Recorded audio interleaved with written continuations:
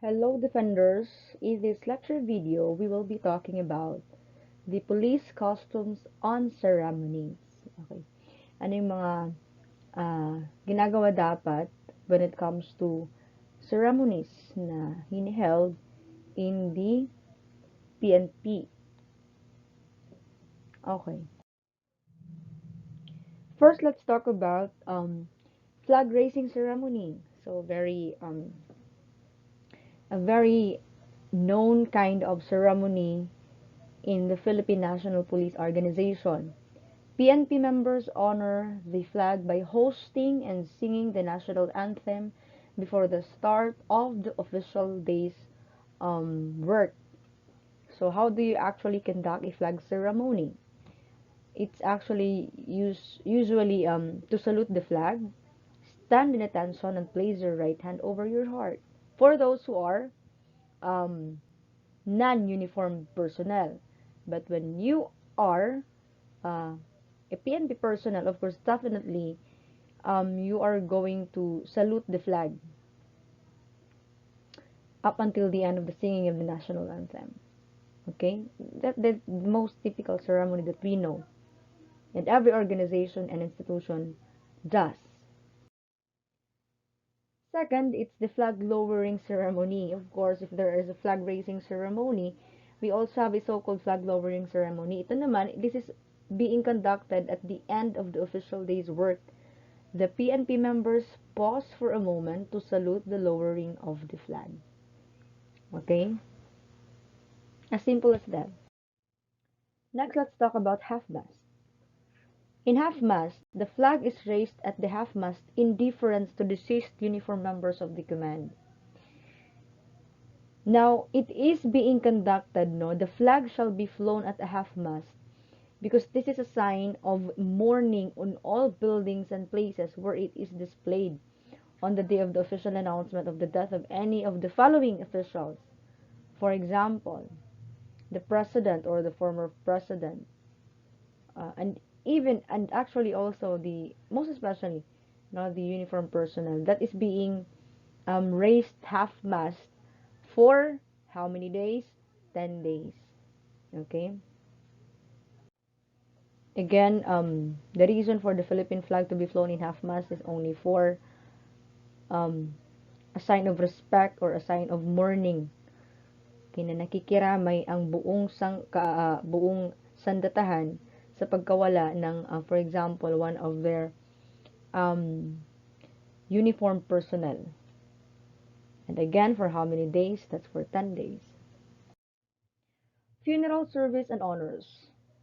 This kind of ceremony is being given and pays to those who departed, who had already been departed. Yung mga uniform members. Not just actually the uniform members, but also the retirees, yung mga nag-retire na, the war veterans, or tinatawag nating former PC or INP. PC, INP is actually the former name of PNP, wherein tinatawag natin silang Philippine Constabulary or the Integrated National Police members. Yung mga dating mga kauna-unahang police na police officers na napalitan na ng pangalan ng PNP and then who just recently died, for example, are entitled for this kind of ceremony. No, they've been given a vigil, a necrological. It's not actually neurological. That's typographical error. A necrological services and graveside honors, as you can see this as the photo. That's what we call graveside honors. No, as a gesture of graveside honors are those who are still on the side right up until the last minute of the remains na nasa mundong ibabaw no, before sila ilubog sa lupa. Yan. As a gesture of farewell. Yun tinatawag nating funeral service and honors. May tinatawag din tayong ceremony standard to retirees. Yan. When you retire in this organization, it's not just enough that you're gonna retire. So there is a ceremony respected to be done for you, retiree, no? It is the recognition of their long, faithful and honorable service to the PNP. And how it is being done, a testimonial activity shall be tendered in their honor. So, upon retiring, there's a testimonial activity that will be conducted in honor and in recognition for your long, faithful, and honorable service to the PNP organization. Next, very simple honor ceremony. Paano to ginagawa when it is being done? It is during the arrival and departure honor ceremonies which are rendered to visiting dignitaries, the VIPs. Look at the picture. The PNP officers with grade of Chief Superintendent and above, and AFP officers of equivalent grade unless waived.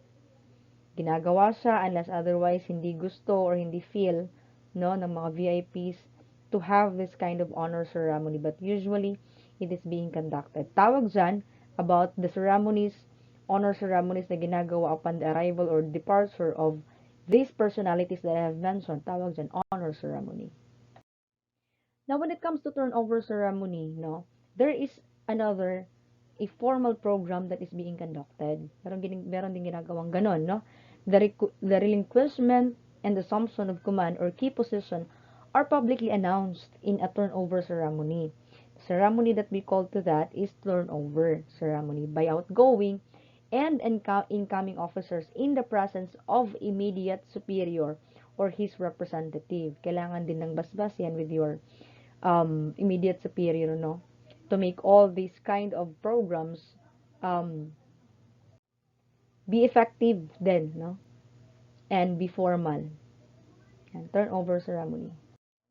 Ito, wedding ceremony, one of the privileges of being one or member of the PNP organization. During the marriage of the PNP members, a ceremony as per your request is conducted with participants in uniform and sword drawn. Law. Diba? So, try to imagine you are already in the service and you're about to get married and you had this dream of yours coming real into your real life. Nangyayari na siya. Okay, try to look at that kind of mala fairy tale story or marriage or wedding, you know. So that's what we call wedding ceremony. Meron din gumagawa niyan upon request because it's part of the ceremony, the police customs and ceremonies. There are also others who refuses to do so just to have a simple and very intimate wedding ceremony. It depends upon the PNP personnel, no? His decision. Lastly, anniversary. So, PNP personnel are also celebrating anniversaries. As you can see, you can notice it naman that there are other PNP personnel who are posting, celebrating the number of years they've been serving in the organization. So the birth or institutional establishment of command or unit is commemorated in an anniversary.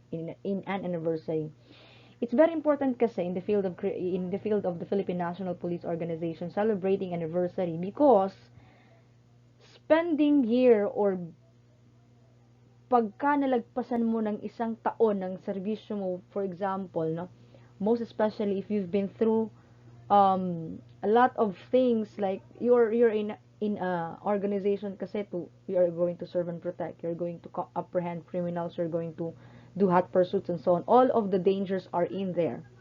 And kapag ka nalagpasan mo yun ng isang taon, it hits different for them celebrating anniversaries. Kaya nga nasa ceremony siya. Unlike any other kinds of anniversaries na like anniversaries being in this particular office, but I'm not belittling other work. It's just that it hits different when it comes to the PNP organization. No? It matters to them when it comes to anniversaries of celebrating their service, the number of years of their service. That's all for this video for the police customs on ceremonies. Thank you.